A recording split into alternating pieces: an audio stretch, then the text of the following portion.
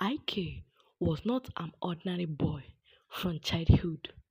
He had dreams that fit too real, dreams that sometimes showed him things before they happened. People in the village whispered that that his grandfather's spirit was guiding him, but Ike never took it too seriously until the night he saw her. It was a dream unlike any other. In his sleep, Ike found himself standing by the stream near a Eke market, and there she was, a girl in a white wrapper, her laughter as soft as the evening breeze. She carried a clay pot on her head, yet her steps were light, almost fleeting. Ike wanted to call her name, but he did not know it.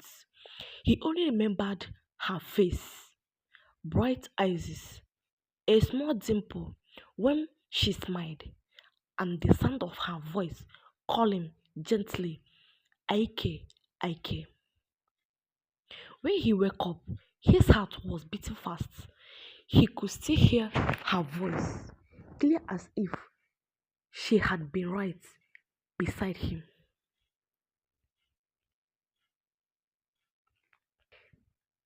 The strange part was this: Ike had never seen that girl before. Days passed, but the dream refused to leave him. While others thought about their farms, their trading, or the coming village festival, Ike thought only about the mysterious girl from his dream.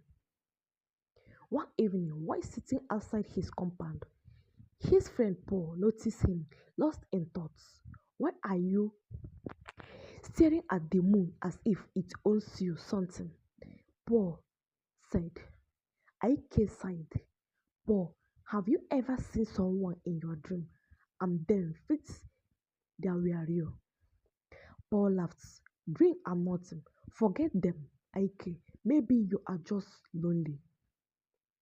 But Ike shook his head.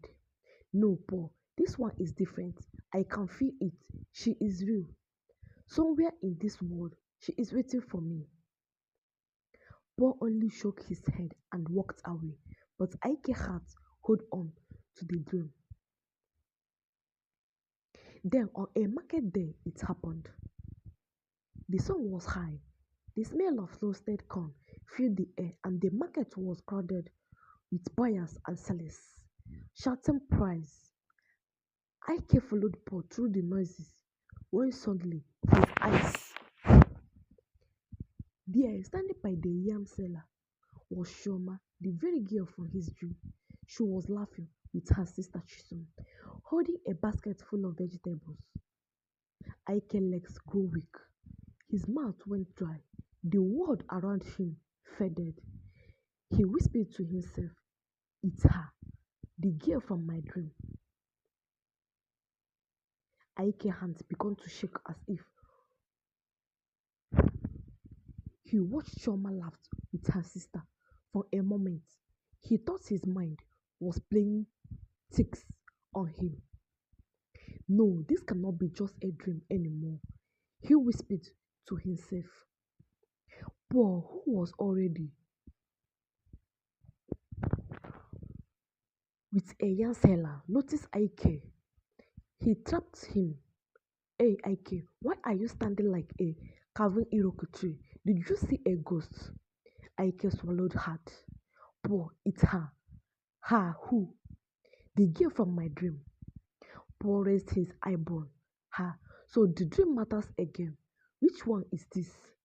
But Ike was no longer listening. His eyes followed Shoma as she moved from one store to another. Each step she took reminded him of the dream. The way she carried her clay pots, the way she smiled, the way she called his name in that dream voice.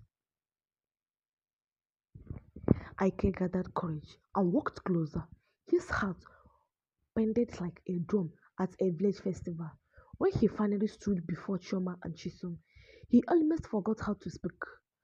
Good afternoon, Ike greeted, his voice shaking. Choma looked up and smiled. Good afternoon. Can we help you? Her voice, it was the same voice from his dream. Ike felt shit run through his body. My name is Ike. Jason laughed softly. Yes, we can see you are Ike, but what do you want? Ike looked at Choma again and found his courage. I feel like I know you already. Know me? But we have never met before. Yes, we have not met. Ike said quickly, but I saw you in my dream. Jason pushed out laughing, covering her mouth. Choma, hear this. A strange boy is dreaming about you. Choma's cheek turned red with embarrassment. She gave Ike a curious look. You dream of me? Doing what? Ike scratched his head. Obviously, you were carrying a clay pot by the stream. You smiled and you called my name. There was silence. Choma smiled faintly. How could you know that? She asked slowly. Ike blanked. What do you mean? Choma lowered her voice. Because I also saw you in my dream. The words hit Ike like thunder. You saw me too, he asked. Yes, Choma replied softly. For many nights now, you were standing by the stream, waiting for me, and when I tried to speak, I woke up. Chisen's mouth opened wide in shock. Choma, you mean you never told me this? Choma inclined her sister and looked at Ike. I thought it was only my imagination. But now you are here, standing in front of me. Ike's leg grew weak. He had never felt such a strong connection with anyone before. Paul, who had finally joined them, shook his head. Ha, this is serious. Dream people meeting in real life. What kind of thing is this? But Ike and Chomia were no longer listening. Their eyes looked, and in that moment, it was as if the whole noisy market disappeared. That there was the beginning of something neither of them could explain.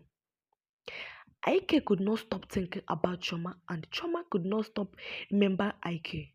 At night, the dreams continued, but now they were closer. Both of them began to see the same things, visions of walking together, laughing by the stream, and sometimes even a shadow that watched them from far away.